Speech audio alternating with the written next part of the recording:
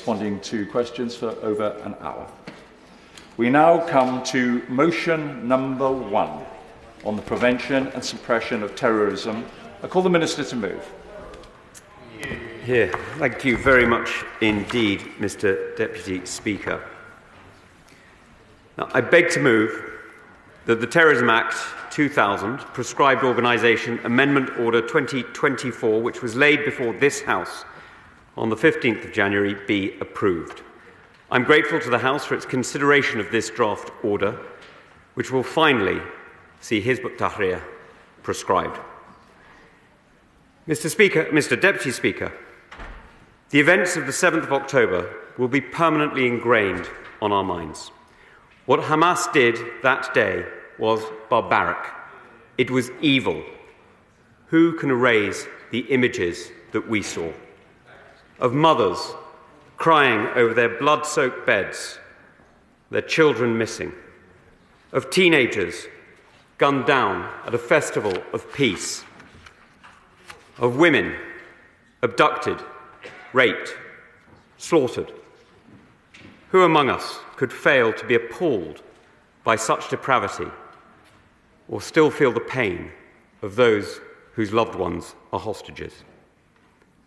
Who could stay silent in the face of the worst pogrom against Jews on any day since the Holocaust? In the aftermath of the 7th of October, communities across the United Kingdom came together to condemn these vile attacks and to stand with British Jews in their hour of grief. Not everyone, however, reacted with sorrow.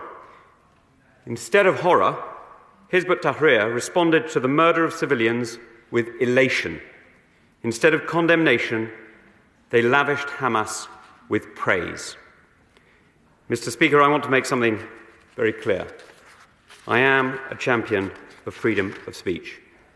I have no issue with people saying things that I regard as insensitive, uninformed, or wrong. This is different. Free speech includes neither the promotion of terrorism nor the celebration of terrorist acts. It is not acceptable to describe Hamas as the heroes of Palestine or the events of the 7th of October as a long-awaited victory. It is not acceptable to refer to the killing of Jewish tourists by an Egyptian police officer as a simple example of what should be done towards the Jews. It is not acceptable to call for so-called Muslim armies to rise up and carry out similar acts. Hizb ut-Tahrir has anti-Semitism at its very core. They reject democracy and engage in vile homophobia. As an organisation, they don't just reject British values, they seek to undermine them. Mr. Deputy Speaker, we will not let groups like Hizb ut-Tahrir abuse our freedoms. We will never tolerate the promotion or encouragement of terrorism. We have zero tolerance for anti-Semitism. Hizb ut-Tahrir must be proscribed. Mr. Deputy Speaker, before I come on to discuss the specifics of the order, I will set out some background on the prescription power. 79 terrorist organisations are currently prescribed under the Terrorism Act 2000. For an organisation to be prescribed, the government must believe it is concerned in terrorism as set out in Section 3 of the Terrorism Act 2000. If the statutory test is met, the Home Secretary must then consider the proportionality of prescription and decide whether or not to exercise their discretion. Prescription is a powerful tool with severe penalties, criminalising membership and invitations of support for organisations. It also supports other disruptive activity, including immigration disruptions and terrorist financing orders. In short, the resources of a prescribed organisation are terrorist property and therefore liable to be seized. A decision to prescribe is only taken after great care and consideration, given its wide-ranging impact. It must be approved by both houses, and Part 2 of the Terrorism Act 2000 contains the prescription offences in sections 11 to 13. An organisation is prescribed if it is listed in Schedule 2 to that Act. Article 2 of this order adds Hizb ut-Tahrir to the list in Schedule 2 as a new entry. Mr. Speaker, we have carefully considered all the evidence. Hizb ut-Tahrir is concerned in terrorism. With this House's consent, they will be proscribed, including all regional branches, such as Hizb ut-Tahrir Britain. Although I am unable to comment on specific intelligence, I can provide the House with a summary of the group's activities. Hizb ut-Tahrir is an international political organisation with a footprint in at least 32 countries, including the United Kingdom, the United States, Canada and Australia. Its long-term goal is to establish an expansionist caliphate ruled under Islamic law with no fixed borders, seeking new territories to occupy in the name of jihad. This is their stated aim. Hizb ut-Tahrir's headquarters and central media office are in Beirut, and its ideology and strategy are coordinated centrally. The British branch, Hizb ut-Tahrir Britain, was established in 1986. While Hizb ut-Tahrir Britain is afforded autonomy to operate in its local environment, it is important to emphasise that they are part of a coherent international movement and recognise the leadership of Hizb ut-Tahrir. This decision to prescribe, therefore, relates to Hizb ut-Tahrir, including all of its regional branches. Any distinction between these is artificial. There is evidence that Hizb ut-Tahrir is concerned in terrorism. Their central media office and several of their Middle Eastern branches have celebrated and praised the barbaric terrorist attacks on Israel and other nations' citizens carried out by Hamas, which, as members will be aware, is already a proscribed organisation. Is it normal to give way in statements? I didn't think so.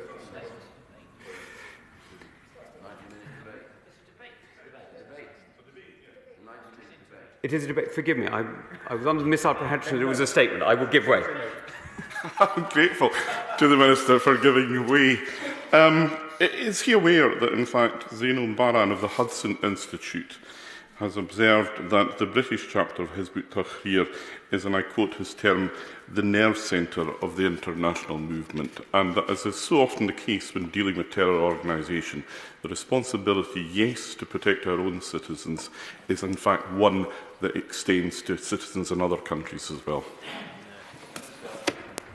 My right honourable friend, the right honourable member is absolutely right that the unity of this organisation means that you cannot separate one branch from another, and the importance of the UK branch is important to taking down the network around the world, and that is why this action, as I will come on to, is one that is not just supported here but around the world. Now, as I mentioned earlier, recent activity includes an article attributed to Hizb ut-Tahrir's Egyptian branch, which referred to the killing of Jewish tourists by an Egyptian police officer as a simple example of what should be done towards the Jews. The British branch is supportive of, indeed subservient to, its global leadership and policy positions. This demonstrates not just a hatred of Israel, but a hatred of all Jews. It is the promotion and encouragement of terrorism inspired by an abhorrent anti-Semitic ideology. Hizb ut-Tahrir have frequently referred to Hamas as the heroes of Palestine. Hamas are not heroes. Those who perpetrated the attacks on the 7th of October are monsters. Hizb ut-Tahrir Britain published an article on their website which described the 7th of October attacks as a long-awaited victory that ignited a wave of joy and elation amongst Muslims globally. It is the government's view that the content included in this article and others like it betrays Hizb ut-Tahrir and Hizb ut-Tahrir Britain's true ideology and beliefs. Hizb ut-Tahrir has regularly engaged in homophobic and anti-Semitic discourse. They reject democracy, and their aims bear similarities to those of terrorist groups, including Daesh, which, of course, is already proscribed. Hizb ut-Tahrir internationally plays the mood music to which other terrorists dance. Mr. Speaker, this prescription will serve as a reminder that the United Kingdom does not and will never tolerate the promotion of or encouragement of terrorism. It will send the message that promoting or encouraging Hamas's sickening attack on 7th of October is utterly unacceptable and at odds with the values of this country. By prescribing, we will reassert our unwavering commitment to fighting anti-Semitism, which has increased unacceptably in the United Kingdom and globally in recent months. To the Jewish community in the United Kingdom, I say this: we will always protect British citizens. We will do whatever it takes to protect you. And to British Muslim parents, and to many mosques across the country, I say this: we will remove this menace that claims to act in your name. Hizb ut-Tahrir does not represent Islam or Muslims. You are a crucial part of our nation, and your government is on your side. Before I conclude, I will make a couple of further points. The first is that the decision to prescribe is supported by our international partners. Hizb ut-Tahrir is banned in many countries around the world, including in Germany, with restrictions also placed on its activities in Austria. This is an organisation that does not believe in borders or the nation-state and calls for the overthrow of every government in the Islamic world. They have declared the custodian of the two holy places in Saudi Arabia, the Qadim al-Haramain, an apostate, and been banned in Turkey, Saudi Arabia, and the United Arab Emirates. And following coup attempts in Jordan and Egypt, they have been banned in those countries as well.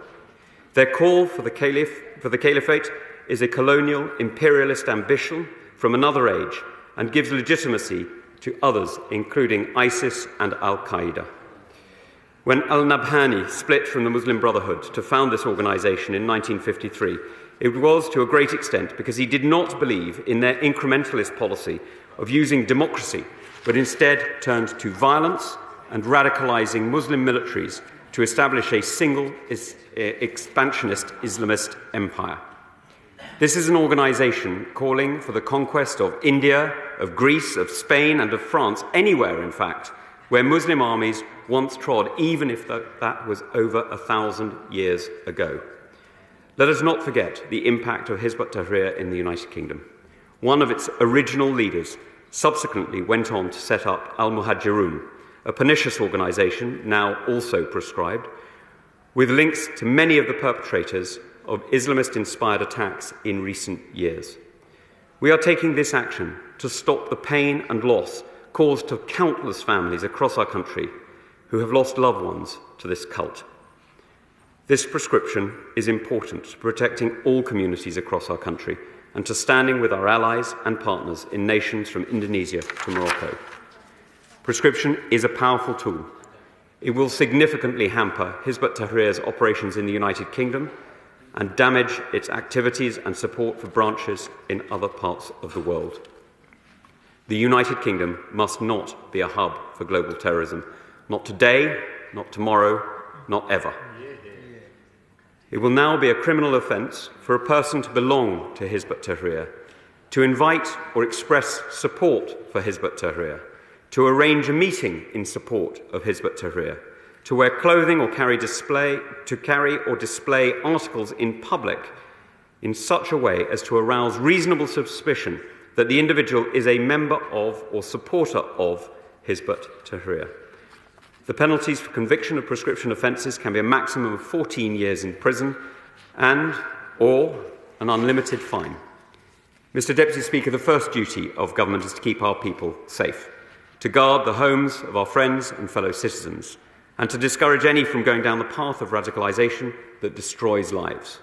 Nothing matters more. It is a tremendous responsibility and one we approach with the utmost seriousness. The fight against terrorism demands constant vigilance. When there is a clear need for action to support this vital mission, we will not hesitate. I therefore urge the House to support this prescription order. It is a proportionate response to the promotion and encouragement of terrorism. It is a justified response to calls for violence and disorder, and it is necessary to defend our values and to protect all the communities of our great country. The question is, as on the order paper, Dan Jarvis. Thank you, Mr. Deputy Speaker. Can I begin by thanking the Security Minister for his statement and for his colleagues at the Home Office for briefing the Shadow Home Secretary and myself ahead of this debate. Today's prescription order is underpinned by the exceptional men and women who serve in our intelligence and security services, in government and in our police, who work tirelessly to keep our country safe. We are extremely fortunate to have them. Keeping our country safe is the first duty of government and a common cause that we share and treat with the utmost seriousness. On that basis, it is vital that the government and the opposition work together in the national interest on these crucial issues.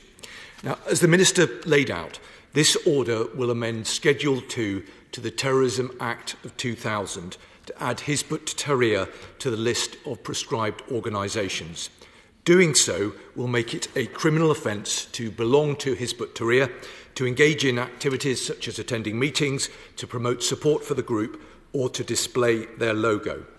After years of serious and increasing concerns about Hizb ut-Tahrir's activity both internationally and in the UK, the opposition strongly supports its proscription. It is a necessary and proportionate step to effectively counter its hateful extremism and divisive rhetoric, which threatens the safety and the security of our country. Proscription of this international terrorist organisation comes after other countries, including Germany, have already banned it. Hizb ut-Tahrir is being proscribed now because of escalating activity in the aftermath of Hamas's barbaric terrorist attack on Israel. Unlike the condemnation of these attacks by other Muslim groups in the UK, Hizb ut-Tahrir Britain glorified as heroes the Hamas terrorists who revelled in acts of indiscriminate violence against civilians. Unlike the deep sorrow and outrage of the British people shared with the Israeli people in the aftermath of the 7th of October, Hizb ut-Tahrir boasted of their euphoria on the news of this appalling and tragic loss of life.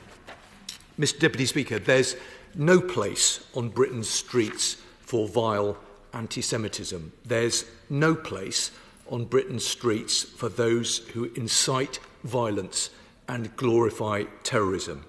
There's no place on Britain's streets for Hizb ut-Tahrir.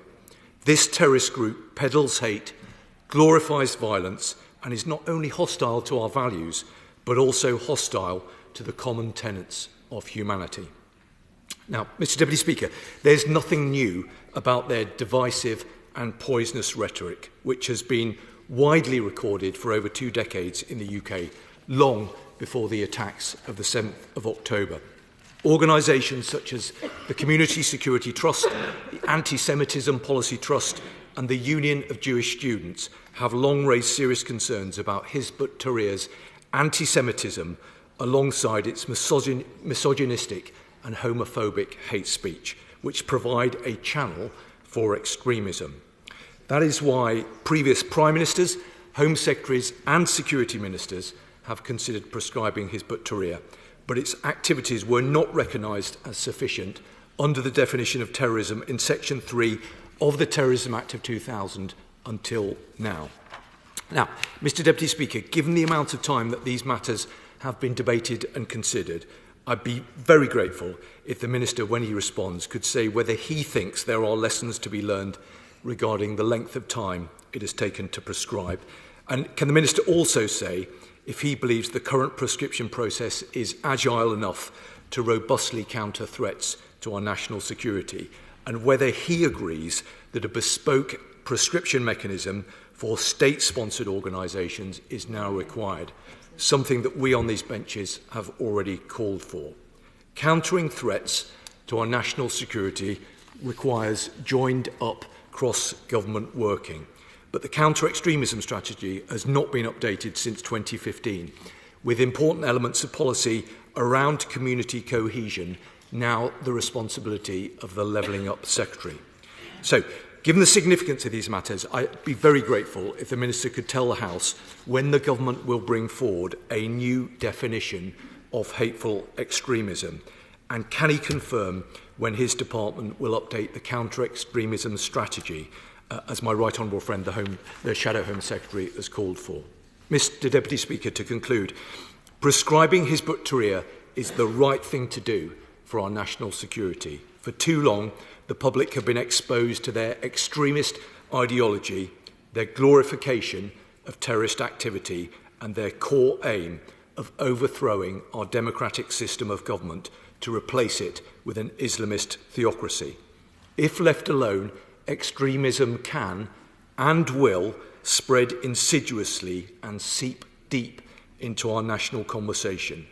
No government must ever relent in its determination to ensure that we are always one step ahead of those who seek to harm us or to undermine our way of life. And this House must always be on the side of the public we strive to serve and protect. And that is why we strongly support this prescription order. Yeah. You can see there's some interest here. The debate must close by 18 minutes past 1. And so, therefore, just be mindful of the contributions that you make in this particular debate. Andy Percy. Mr Deputy Speaker, as I speak this afternoon in this debate, I will, of course, have in mind the 136 hostages who are still held by Hamas, including Eli Sharabi, whose brother-in-law Steve, myself and a number of colleagues in this House met yesterday. I welcome what both the Minister and the Shadow Minister have said on this subject. There is nothing that I can disagree with in what has been said. I thank also some of the organisations who have campaigned on this issue over the years, the UJS, the Anti-Semitism Policy Trust, which is ably led by Danny Stone, who has long campaigned on this. And I congratulate all of them for their efforts and for the fact that this has paid off. The only slight point of disagreement, perhaps, with some of what's been said is I would also like to once again voice support for the prescription of the IRGC, who are, of course, behind Hezbollah, behind Hamas, and, of course, behind the Houthis. But this is a debate of consensus, so we'll leave that perhaps for another day. As the Minister said, this organisation is an anti-Semitic, racist organisation that promotes and encourages terrorism. As both frontbenchers have said, they have openly celebrated the appalling pogroms of October the 7th. They have described, as the Minister and Shadow Minister said, Hamas as heroes. They're not heroes. They're murderers and they're rapists. And that's what they should be called out as by everybody. They are an explicitly anti-Semitic group. They have, as both frontbenchers have said, targeted gay people, targeted women, and indeed targeted Muslims who do not share their perverse interpretation of Islam. So it is right to ban this. And I would ask the Minister in his response if that ban will also include their online activities, of course, which are particularly pernicious. And let's look at the history of just some of the individuals involved in this group. Omar Khan Sharif, who was one of the British bombers of Mike's Place in Tel Aviv, was found with Hizb ut-Tahrir literature on him. That bombing, of course, took place in the Second Intifada. So let's just remember what an Intifada is for those people who have been marching in the streets with signs calling for an Intifada, including at the weekend where people held signs calling for a socialist Intifada. I'm not sure what a socialist Intifada is. Maybe it just means you murder people in a more fair way. But that's what people have been calling for. That Second Intifada involved the bombing of pubs. It involved the bombing of civilians on buses. It involved the murder of countless innocent civilians. That is what people have been calling for on our streets and have been allowed to continue calling for without any police action. I will give way to my honourable friend. My honourable friend for giving way on that particular point. Obviously, it gets even worse from what we saw on the streets this weekend, because we actually heard people not only in the march but on the stage saying that massacres should now become the norm. There's no place for this in society, which is why motions like this should be welcomed by every single member, not only in this chamber, but of this country as well.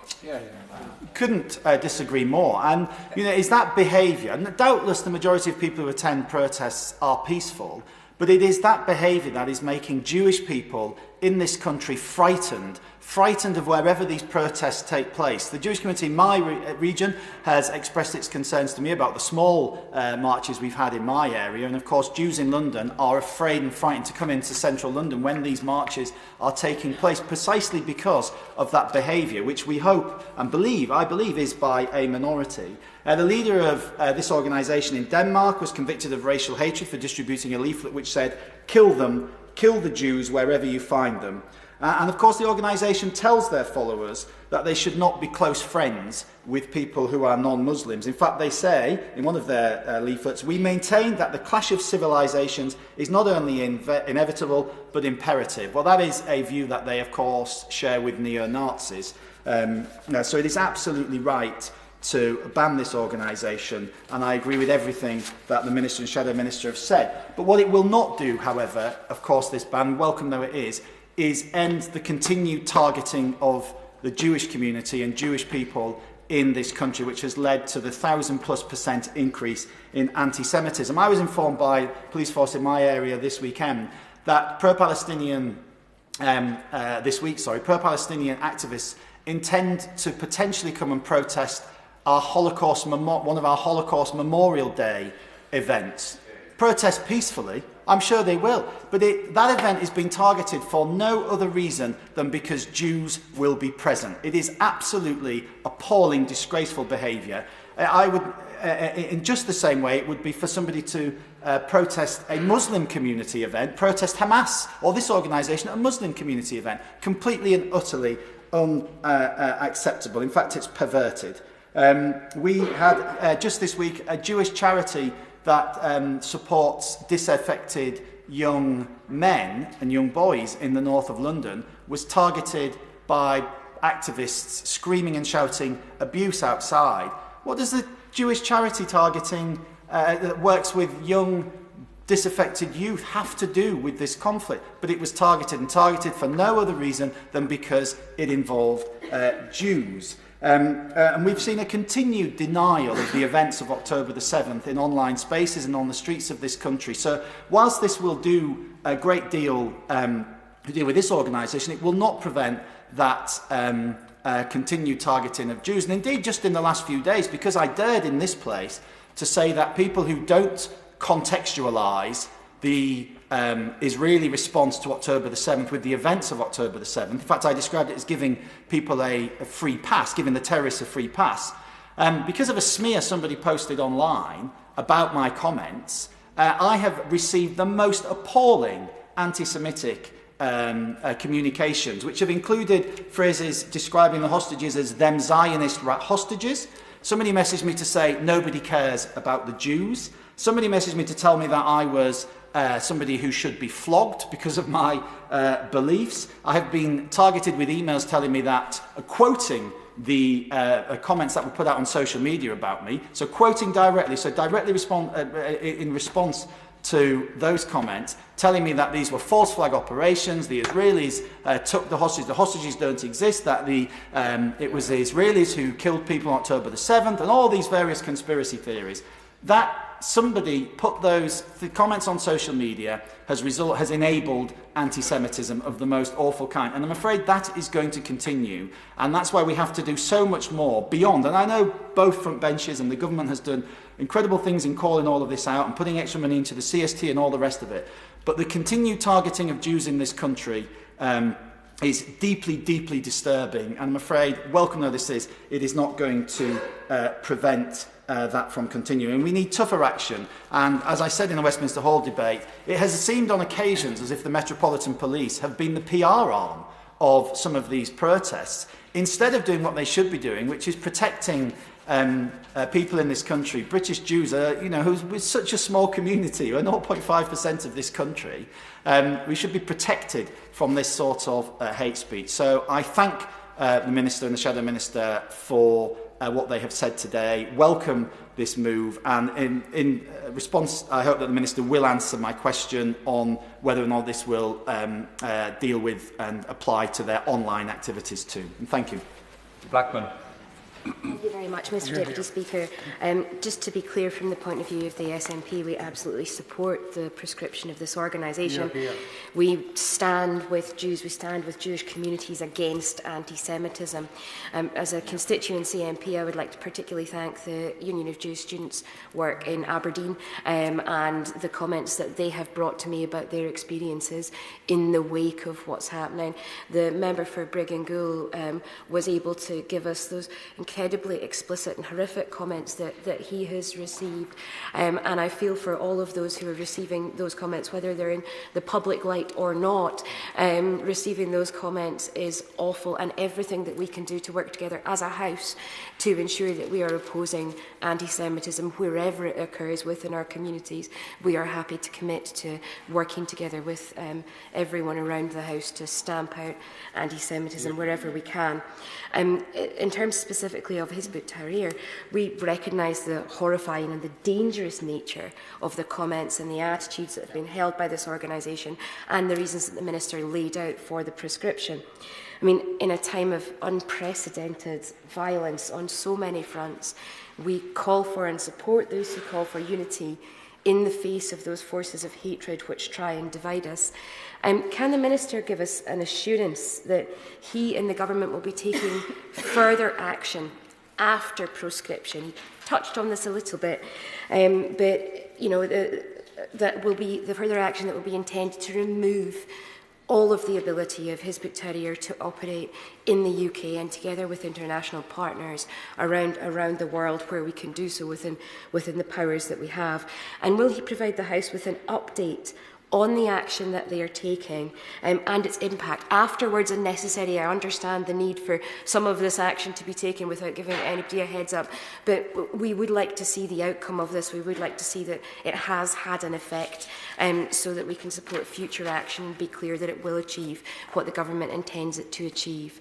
The comments that the member from Brigg and Goole made around the Anti-Semitism Policy Trust and Danny Stone, I would wholeheartedly agree with. Danny is an absolutely dedicated public servant, does a huge amount of good in supporting his community and bringing advice and information to parliamentarians and ensuring that we are all far more knowledgeable as a result. The comments that he made around the GC, will the Minister give an update regarding whether they've made a further assessment on whether to sanction or whether to prescribe the Islamic Revolutionary Guard Corps? It does continue to be the SNP position that sanction is not enough and that prescription is required for this organisation. If he can assure us that this is being kept under a watching brief, at least that would give us some reassurance that they have not entirely ruled it out and it's something that could be considered in the future, but we would request that that organisation is also prescribed. Mr Deputy Speaker, apologies again for my voice. I would like to thank the Minister for bringing this forward. I do agree with the timescale that it has come forward in. It is relatively unusual to have legislation come forward this quickly, but we are happy to support that in this case for the speed and the haste at which this has to be done in order to ensure that the organisation can be prescribed. We do support the UK Government's prescription of Hizb ut-Tahrir. We hope that the action that is taken and further actions that the Minister and his government and all of those that were mentioned by the shadow front bench who are taking dedicated action, who the security staff, the police, all of those who take action in order to ensure that these organisations cannot continue to operate. We support the work that they are doing here and we hope that it does pay off. We hope that we do have positive results as a result of the action the government are taking, as a result of the security services and the police are taking. So, as I say, we're happy to support the prescription in this case. So, Iain Duncan-Smith.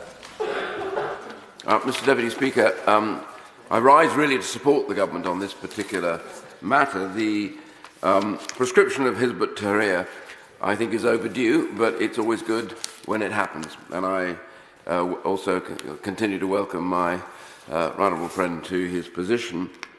Both of us, of course, sanctioned by the Chinese government, and I may touch on this in a second. But I do want to say that it's overdue because it's been well known that they are, as the gentleman over there said earlier on, being the centre of operations and known as such for quite some time here in the UK.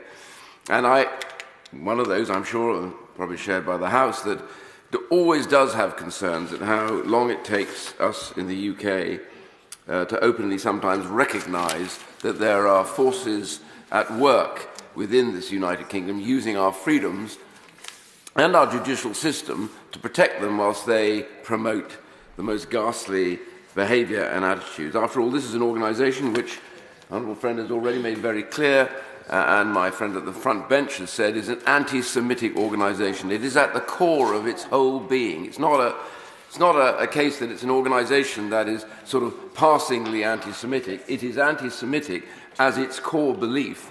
The wiping out, the killing of Jews is a priority for this organisation. So let's be very clear about that. And their activities here in the UK as a result of the protection that they've had, no longer now to have I think, has influenced a lot of people in the UK who don't really understand what's going on in the Middle East and settle around the idea somehow that they are espousing the views of a people that are persecuted abroad. They're not. They're talking about the persecution and the eventual eradication of the Jewish people. So anti-Semitic, racist, as my honourable friend said earlier on, they support other groups. They've supported them in their attacks on Israel, as has been said already. They celebrated the October murders, the taking of the hostages, and they've encouraged terrorism globally as well. But they've also acted as part of the excuse for some of the nonsense being said at the moment in some of these marches, which people don't seem to understand what they're saying. And I do support my honourable friend's call to make sure that their online activities are sought out clearly and shut down, and those involved in them under this new rule will be prosecuted under the criminal code, and that is critical. So I welcome my government's decision to prescribe this organisation, and it's also worth bearing in mind, and I want to come back to this in a second, that as my honourable friend said earlier on, there are 79 terrorist organisations prescribed here in the UK, and this will now add to that. But I do want to come up to the other bit here that really is to do with the IRGC, and I'm not going to be spending too long on this, but I do want to make this a point because they are linked. We are prescribing an organisation which is dangerous, which is vile, anti-Semitic and abusive. But there is another organisation whose fingers cross into all these organisations around the world and here in the UK, and that is the IRGC. They make possible much of what goes on in the attitudes towards anti-Semitism and the attacks on people in democracy, the misogyny that takes place within these organisations, the anti-Semitism, all of these things, and the homophobia that takes place as well. So it's not just one element, it's complete.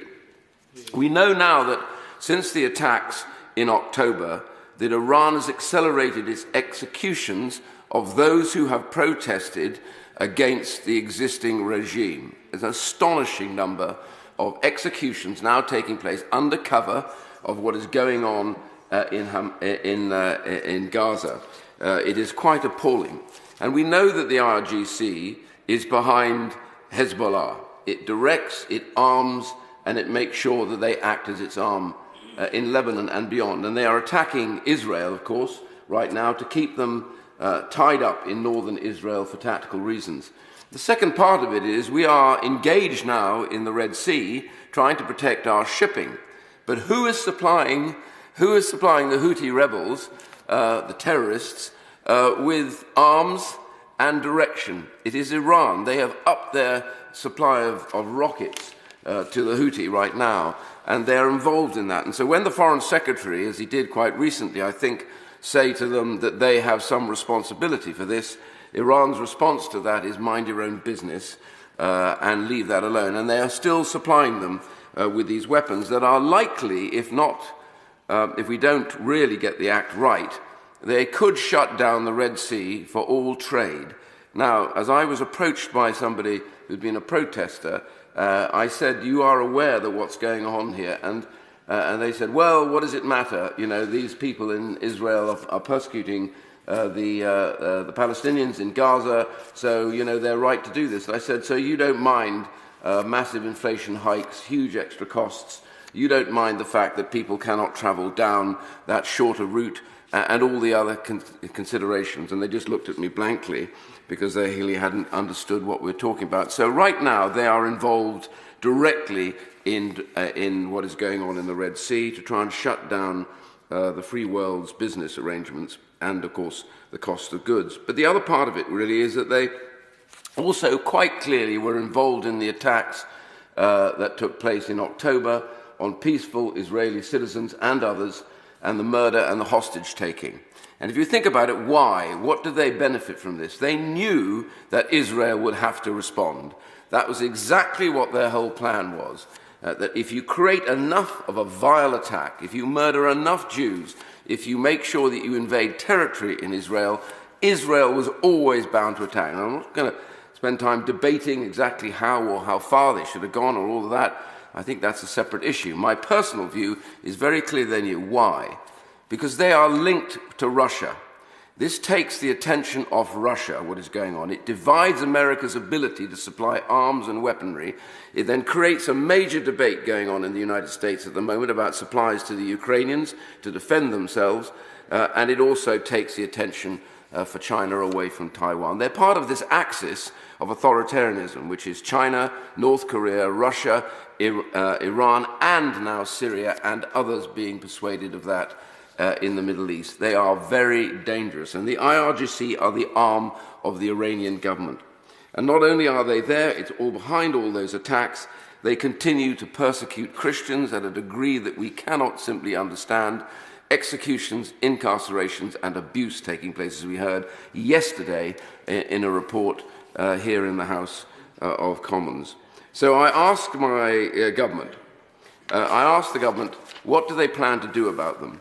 America has asked the British government to prescribe the IRGC, and we simply have not yet responded.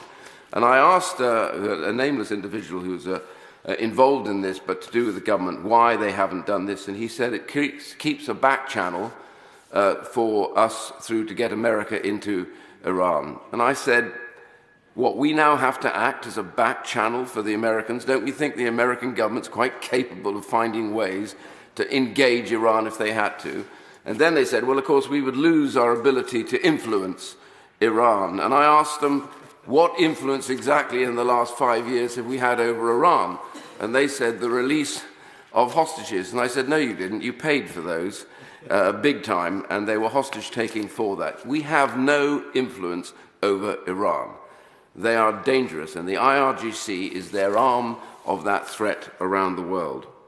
And we can see with two Iranian banks sitting here in the City of London, we know how the money is transferred to support some of these organisations, creating some of this march and some of the nonsense. And it's quite interesting. Most people don't understand what from the river to the sea means, notwithstanding the fact that Hassan Nasrallah made it very clear. From the river to the sea as a chant means clearing out the Jews out of Palestine and Israel gone. It's as simple as that. They said it. That's what it means.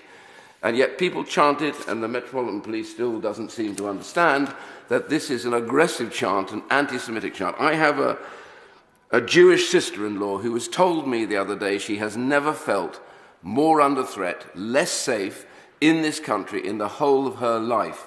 What a statement to make in this, the United Kingdom, that upholds freedom of speech and the rule of law, that a Jewish person now feels desperately under threat just getting up and going to work in the morning. This is simply not right, and we need to deal with it. And who is behind all of this? Why, the IRGC are absolutely. So I simply finish, Deputy Speaker, by saying to my honourable friend, please, in any concluding remarks, can he address this issue? It's more than high time, and it's a cross-party issue, this. I know the front bencher of the opposition have called for it. We have to face this. The IRGC must now be prescribed. Their banks, the banks of Iran, shut down here in the UK, and they cannot any longer continue to use the UK as a base for further operations. I congratulate the government on making the decision already on his book to here, but we should go a lot further, and we need to protect our citizens. Mr. Deputy Speaker, I'd rise to congratulate the government, and I won't say that too many times, on taking this important and welcome step in banning this extremist, anti-Semitic, misogynistic, homophobic group that is Hizb ut-Tahrir.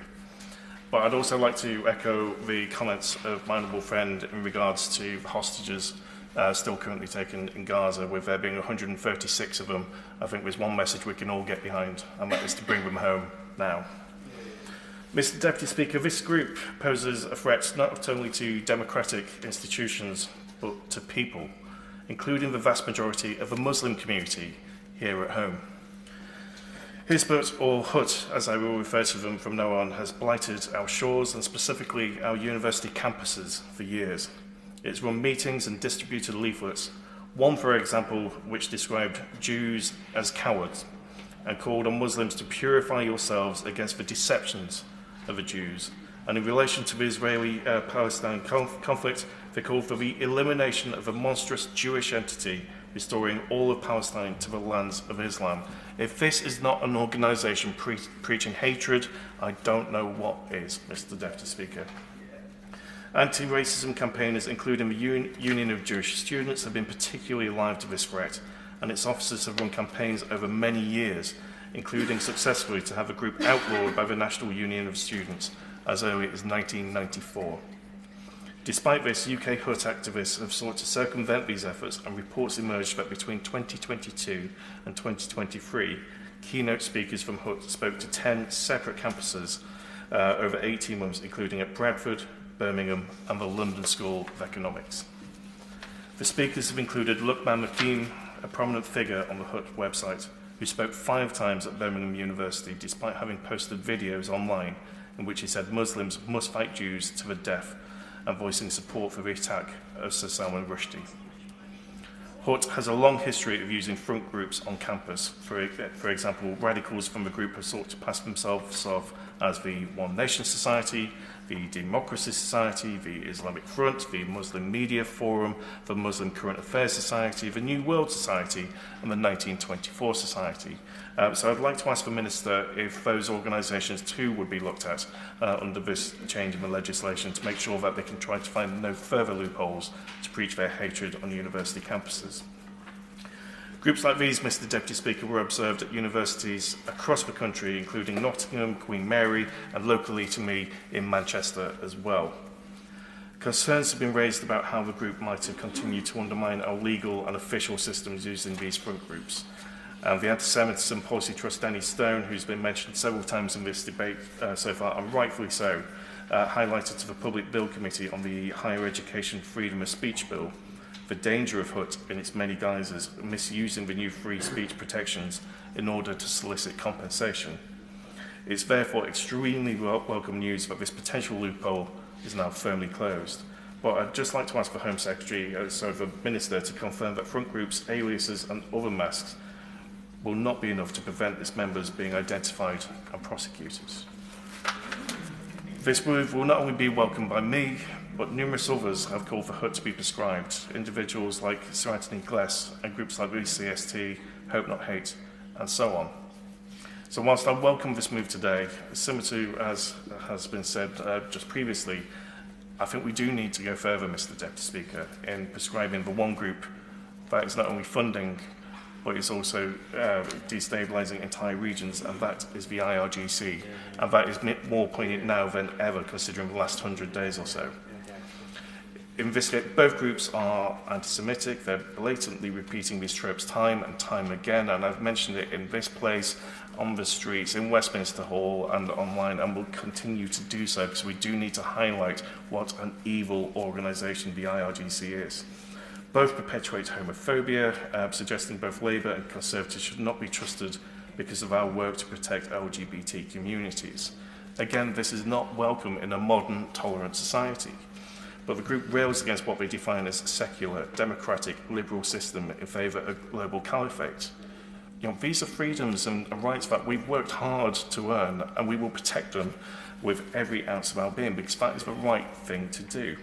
So worldwide, Hut has been reportedly been behind attempted coups in Jordan, in Syria and Egypt, again with the backing of the IRGC. But the IRGC are also in Yemen backing the Houthis, in Lebanon with Hezbollah, and in Gaza with Hamas. But those activities aren't just limited to the foreign realm. We see them on the streets in this country, which is why we really, really, really need to tackle the threat of the IRGC seriously. When we see Hamas operatives here in the capital, that's a step too far, Mr. Deputy Speaker. So whilst this move by the government is important, it's correct, it's slightly overdue, it's so welcome, and I thank the Minister for coming here today to highlight this, but we do need to go further, Minister.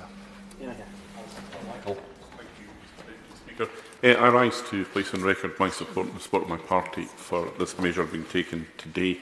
The Right Honourable Members for Chingford and Woodford Green put a lot of very important international context, in particular in relation to events that we've seen recently in the Red Sea and in Yemen.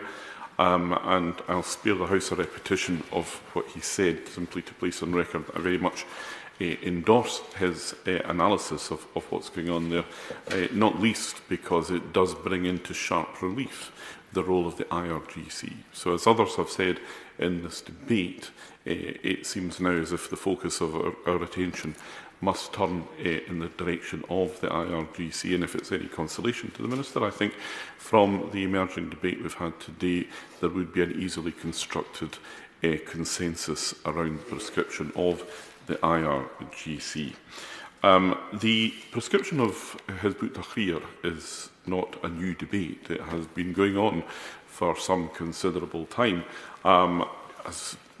Back in 2011, I think it was, David Anderson, as the government reviewer of terror legislation, advised against prescription on the basis that they were not advocating violence. Now, I think clearly we're in a different situation today.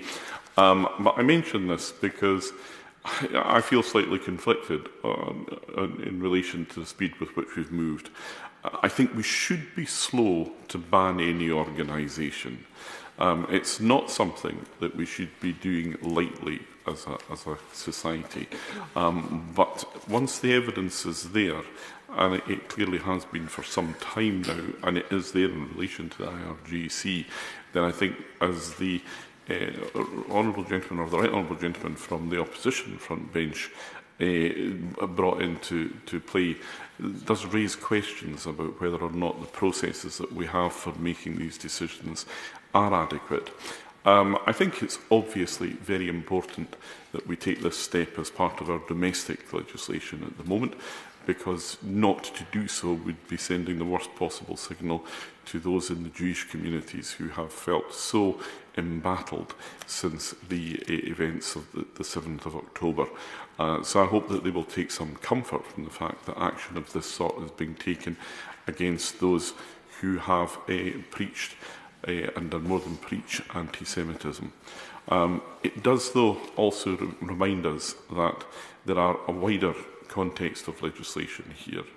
Prescribing organisations like Hizb ut-Tahrir, important though is only part of a bigger plan. And it does seem to me that many of the other tools in that fight, such as the prevent strategy, for example, are not really achieving the goals that we need them to achieve. They are overdue for a proper root and branch review, because let's not forget that there is a spiral that emerges here. We see the growth in anti-Semitism and anti-Semitic hate crime, but that in turn then produces a growth in Islamophobia. So, in fact, I mean, it's not just in the interests of the Jewish communities that we prescribe Hizb ut-Tahrir, it's also in the interests of the Muslim communities as well. The tackling of extremism, of which this is just part, has got to be at the heart of finding a long-term and sustainable way of approaching this. So can I encourage the Minister to speak again to his colleagues in the Home Office, in particular about the prevent strategy. We know what we want it to achieve, but as we view it today, I have serious concerns about its ability to deliver what we need it to do. Thank you, Mr Deputy Speaker. First of all, truly the world is becoming a hostile place, and the more we watch what happens across the world, Mr Deputy Speaker, the more we're convinced that of the evil intent of many. First of all, I'd like to thank the Minister very much for his statement, for his clarity, for his strength of intention, and I know that we in this party will fully support him, as we always do when it comes to these matters.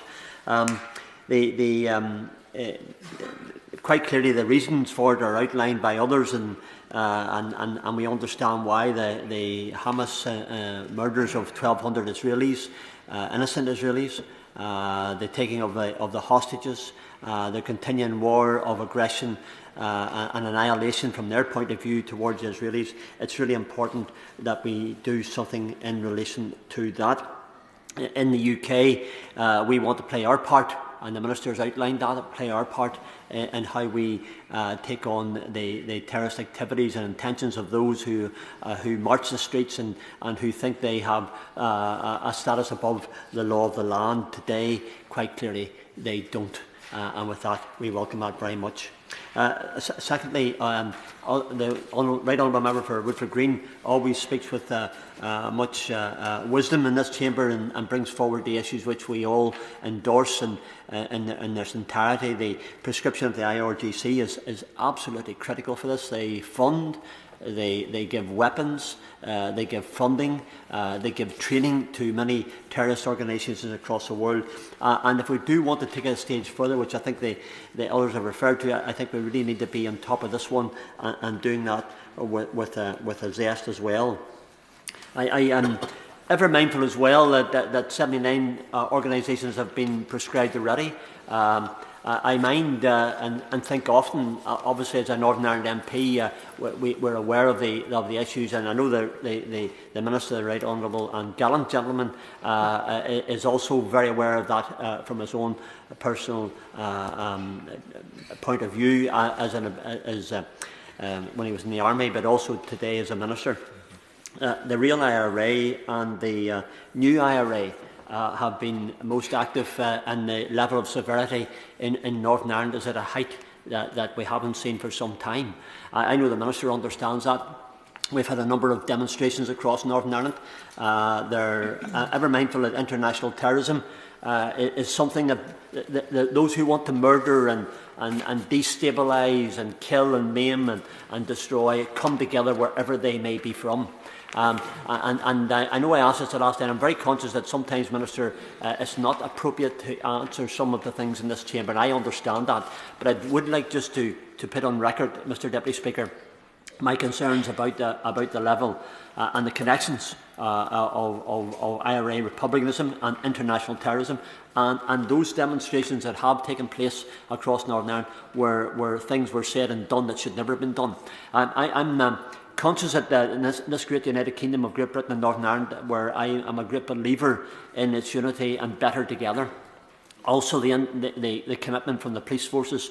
Has the Minister had the opportunity to, I'm sure he probably has, but it would be nice for this chamber to have it on record, the opportunity to speak with the police forces here in the mainland, also with the PSNI in Northern Ireland, to ensure when it comes to collectively taking on this terrorist organisation prescribed, the His put a trio today, which the Minister's referred to. It's really important that we are unified. We are in this chamber, but it's also important when it comes to intelligence gathering, working collectively. The police forces can exchange their points of view and the intelligence that they gather to ensure that across this great United Kingdom of Great Britain, when it comes to protecting our citizens, which we all are here to do and have a duty to do. I know that today this is a step in the right direction, but I would like perhaps to make just some reassurance on those last things. Mr. Deputy Speaker, thanks so much. Minister. Thank you very much, Mr. Deputy Speaker. May I first of all pay tribute to the tone in which this debate has been conducted, and may I again place on record my thanks to the Honourable Member for Barnsley Central, who it's a pleasure to stand with again in protecting our country's interests, this time a little bit closer to home. May I also pay tribute to his honourable friend, the Honourable Member for Halifax, who was with him on the bench earlier, who was an extremely able predecessor in his role and a great help. I'd also like to repeat his thanks to the intelligence services who've done so much to prepare the evidence in various different ways that has enabled us to support these various actions, though much of this has been public. And therefore it has been able to be prepared in the usual way.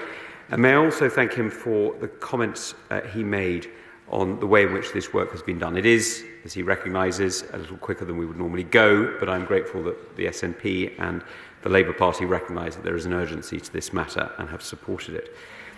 I would like to talk about, briefly, to answer some of his questions, the time to prescribe. This is, quite rightly, detailed legal work. It is a judgment that has to be taken extremely carefully. It must not only be lawful, but it must be proportionate. And that is a balance that we must get absolutely right, because, as others have mentioned in this House, and I'm sure others will appreciate, this is an extremely powerful tool. This is not a political tool. It is not a whim of a government or a minister to use to silence critics or to silence debate.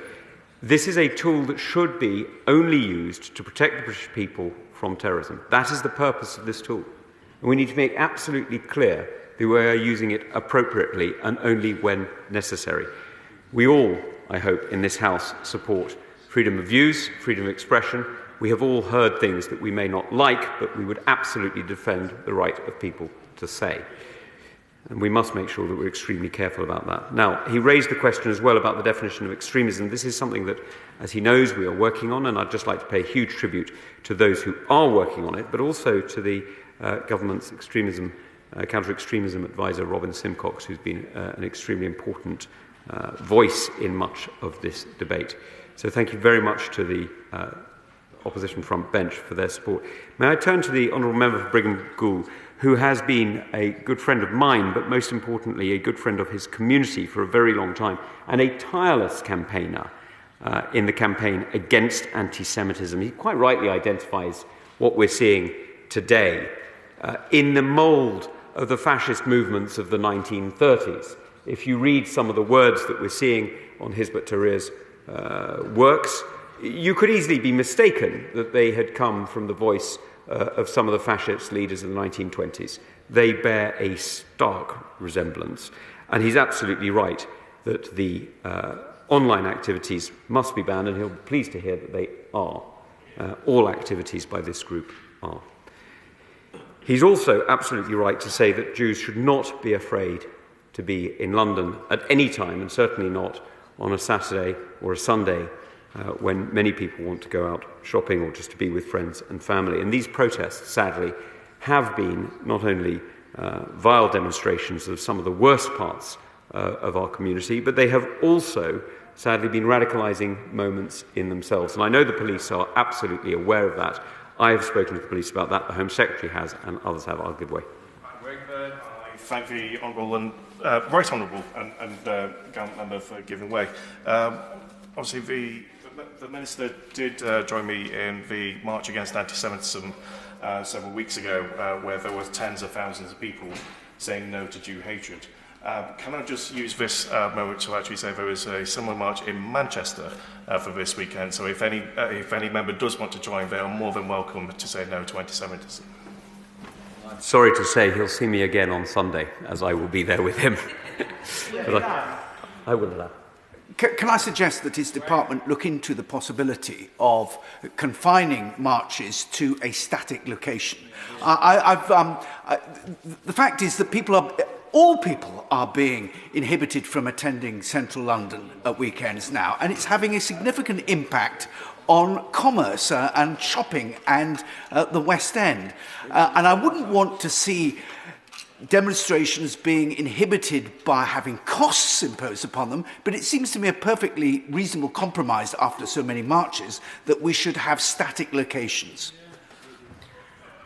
May I thank my right honourable friend? I'll certainly take that away, and I'm sure colleagues of mine in the department will come back to him. May I just turn to the honourable lady for Aberdeen North? She quite rightly praised the Union of Jewish Students, Aberdeen, and the work that they have done. The Union of Jewish Students has done some incredibly important work around our universities in the United Kingdom, where they've seen a rise in anti-Semitism in our university campuses, and something that I've already spoken to Universities UK and the Russell Group about, because this is something that we simply cannot tolerate. It is simply unacceptable to see students excluded from education because of the vile hatred of others. It is wrong, it is un-British, and it will not be tolerated. May I also say that the actions that will follow from this, she will understand, and I hope she'll forgive me, she will understand that I won't go into the actions that the police and other organisations may be taking for very obvious reasons, but she can be assured that conversations have been had that will lead to actions as soon as possible to ensure that this prescription, once authorised by both houses, will not be sitting idly on the books, but will be enforced as she would quite rightly expect. And may I turn briefly to my right honourable friend? I will give way. Just before he finishes on that point, will he commit to updating us afterwards, whether it's sometime down the line or not, about the impact that those actions have had, and assure us that this has worked? I will absolutely do that. I hope she'll forgive me if I sound slightly coy as to how I put it. I will update her as soon as I can in the most appropriate way possible, and I assure her of that commitment. And I will now turn to my right honourable friend, the member for Chingford and Woodford Green, who notes that we were both sanctioned by the Chinese state. I also have the Iranian government and the Russian government, and I think after today maybe he'll join me in at least one of those. The reality is what we're seeing is a pattern of violence, as he quite rightly identifies, that has spread out of Tehran over many decades and has seen an influence on many different groups, including, as he correctly identifies, in the Red Sea in this latest episode of Houthi piracy. And this is something that we are incredibly aware of, and which is why the government has quite rightly taken action. And the Prime Minister was absolutely clear immediately that we should stand with not just our American allies, but actually with many others around the world in making sure that we defend the freedom of navigation and we protect those people working on ships, many from very diverse backgrounds, who have been targeted by this violence in recent months. Sadly, we've seen crews and ship workers who have been murdered by Houthis in the Red Sea, and it's absolutely right that we take action. I'm very grateful that the Prime Minister's response was so clear and determined. He also raised the question of dealing with state actors in this matter. Now, this is something that he will know that we've discussed it in the past. I would like to draw attention to the recent introduction of the National Security Act. This is an act which gives extraordinary and extra powers to our intelligence and police services to make sure that they have the opportunity not just to take action against intelligence services, but to any who are supporting them and to any who are working with them. It isn't, I admit, the same as prescription, but it does give a huge range of authority to our community to make sure it is properly defended against these threats that we see. It would be wrong of me to comment further on prescription options that we may be holding in reserve. As members will know, these are matters which we do not discuss until we're ready to announce them for very clear reasons. But it's absolutely right to say that we are taking the state abuse of our citizens or the intervention of states in our government or economic processes extremely seriously. This sits alongside the National Security and Investment Act and demonstrates extremely clearly, I hope, to the whole House that we will not tolerate foreign interference and foreign aggression on our soil or illegitimate uses by foreign intelligence services of organisations within the United Kingdom designed to do us harm. If I may, the Honourable Member for Bury South, who I'll be seeing on Sunday, also spoke about front groups, and he's absolutely right. If there are aliases or name changes, then this can be changed very quickly, and that's covered in the Terrorism Act 2000. Should it be necessary, we'll of course update the House, but you can be assured that simply changing your name does not avoid prescription. The Honourable Member for Orkney and Shetland quite rightly spoke about advocating violence and the challenge of radicalisation, what we're seeing. I should just draw attention to the fact that we've just had the independent reviewer of Prevent publish his report. So William Shawcross has done what I think is frankly a magisterial piece of work, which highlights areas where we need to update and change the policies, and we've accepted his recommendations, and we are in the process of making sure that the Prevent duty, as it applies to this country, is there to help and protect families across this country, not just from the effects of violence, but in fact also from the effects of radicalisation. I mean, the pain that many families must be feeling when children of theirs are torn away into these cult-like organisations is absolutely horrific, and it's quite right that we stop, or rather we protect families from every community across this country. And that's where I think the Honourable Member for Strangford is absolutely right as well. Of course, this applies across the whole of the United Kingdom, and of course, we will be having conversations with police forces across the whole of the United Kingdom.